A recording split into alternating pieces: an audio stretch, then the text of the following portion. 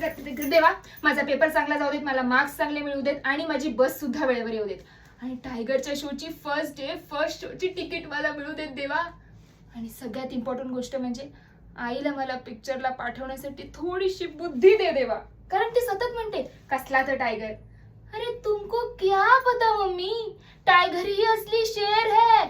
आता तूच मला सांग, ही अशी बॉडी असते का यार आता कोणाकडे? असं नाही की त्याचा बाप मोठा हिरो होता म्हणून हा फक्त बसून खातोय, एकावर एक पिक्चर टाकतो. चालत नाही ती गोष्ट वेगळी, पण ती जनता बावळट आहे. मी तर ह्याची खूप मोठी फॅन आहे यार.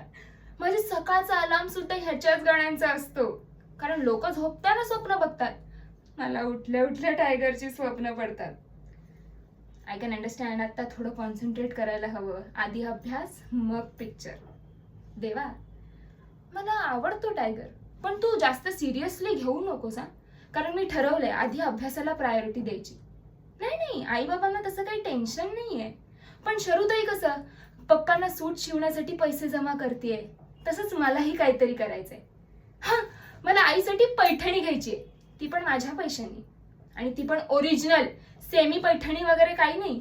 म्हणून तर तुला सांगतेय ना, मला चांगल्या मार्कांनी पास कर, बाकी सगळं सेट आहे. चल येते. आणि तुम्ही टायगर भाऊ, आज मी तुम्हाला थोड्या वेळासाठी डोक्यातून काढते. So see you later. Bye.